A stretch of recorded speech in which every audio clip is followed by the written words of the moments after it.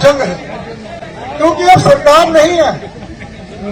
सरकार थी जब कांग्रेस की सरकार थी, सरकार थी जब बीजेपी में वाजपेयी जैसे नेता थे। अब सरकार नहीं, अब तो आपस में लड़ाओ और राज करो। बीजेपी सरकार का एजेंडा है हिंदू मुस्लिम लड़ो और राज करो। क्या है इनके पास विकास के लिए? आज इस मुद्दे पर बैठे हैं। सबसे पहला मुद्दा 20 गांव का मुद्दा है। 20 गांव के मुद्दे पर बहुत संघर्ष किया हमारे किसान भाइयों ने। क्या हुआ? आश्वासन मिला, उठे, फिर बैठे, फिर उठे। तो मुझे याद है कि एक सम्मेलन भी हुआ और मैं एक बड़े दुख के साथ कहना चाहता हूं, माननीय मुख्यमंत्री जी इसी जिले के हैं।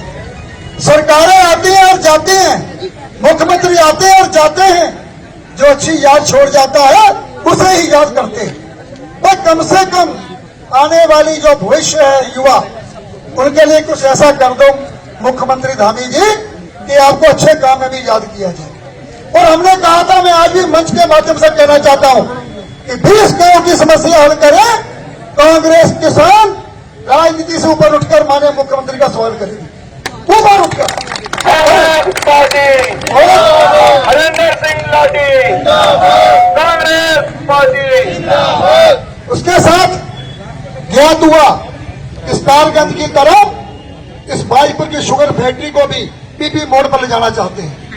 मैं मंच के माध्यम से और आपकी ताकत के माध्यम से कहना चाहता हूं, ये जसपाल आर्य का क्षेत्र है, ये शुगर फैक्ट्री किसानों की अन्नदाता है, ये शुगर फैक्ट्री हमारे मजदूरों की अन्नदाता है। आप वेतन तो दे नहीं पा रहे और हम इसको छीनने नहीं देंगे। हमारा यही कहना है, केशवनी फैक्ट्री को चलाओ, उसमें एंथोल का प्लांट लगाओ ताकि शुगर फैक्ट्री भी जिंदी हो। और फिर जब गन्ने का सीजन आता है तब कहते हैं कि गन्ना बो, और जब हम कहते हैं कि गन्ने का 500 रुपये रेट करो तब सो जाते हैं। जब सीजन चालू होने लगता है, कोई भी बैठा हो जीएम, वो कहता है कि इसको नवंबर में चालू किया जाएगा। बाद में कहते हैं कि अभी काम चल रहा है। हम ये भी मांग रख रहे हैं कि पूरे उत्तराखंड में जितनी शुगर फैक्ट्री है सबको 30 अक्टूबर तक चालू किया जाना चाहिए। हम फिर आई मांग करते हैं कि वर्ग 4 की जो जमीन उत्तराखंड में जो लोग रह गए हैं उसका राजस्व मिलेगा सरकार को, वो पैसा जमा कराएं और वर्ग 4 की जमीनों का मालिक का हक दिया। उसके साथ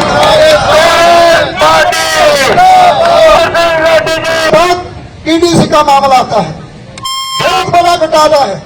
हमने रुद्रपुर में भी कहा था कि जब अवारी खेतों को खाएगी तो कैसे फसल बचेगी। उसमें एक विधायक जी के बहनोई को दिया गया टेंडर।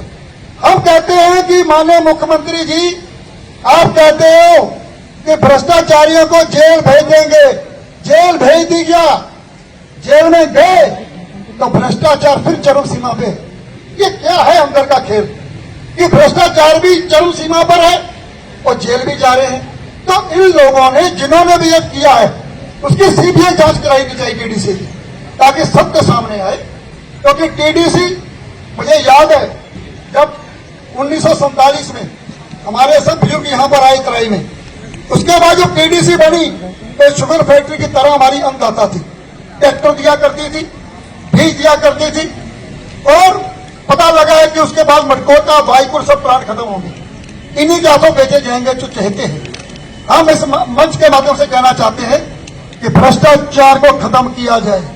और एक बात मैं जरूर और कहना चाहूंगा अपने सब भाइयों को कि जिस तरह सरकार, बीजेपी सरकार यहां पर भी है, बीजेपी सरकार उत्तर प्रदेश में भी है, वहां की नकल की जाती है जब मदरसे गिराने होते हैं, वहां की नकल की जाती है जब अतिक्रमण करना होता है। भाईपुर के अतिक्रमण में भी 2 पॉइंट हैं, जो नॉर्म्स फॉलो के पार है वही नॉर्म्स अंदर कर दीजिए। और मैं भाईपुर की जनता को कहना चाहता हूं कि हम सब कांग्रेसियों के साथ खड़े हैं, कंधे से कंधा लगाकर। शहर की लड़ाई में भी जसपाल आर्य सबसे आगे, उन्होंने बयान भी दिया। हम कहते हैं कि ताकत हमारी तब होगी जब हमारा नारा गूंजेगा, कांग्रेस के 4 सिपाही हिंदू मुस्लिम सिख ईसाई, तब भी आगे ताकत होगी। भाईपुर की जनता की तरफ से, हमारे भाइयों की तरफ से हम चाहते हैं कि बाईपास भी बने ताकि निजात मिले। क्योंकि कोई भी अगर कोई त्योहार होता है, कुछ भी होता है, पहुंच नहीं पाता। ये लड़ाई बहुत बड़ी है। तो पहले सरकार हुआ करती थी, अब राजा है, राजा।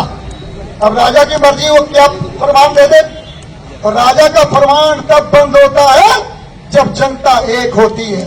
जय जवान जय किसान। धन्यवाद जी, हमें उम्मीद है कि पहुंचाएंगे और जवाब भी हमें दिलाएंगे।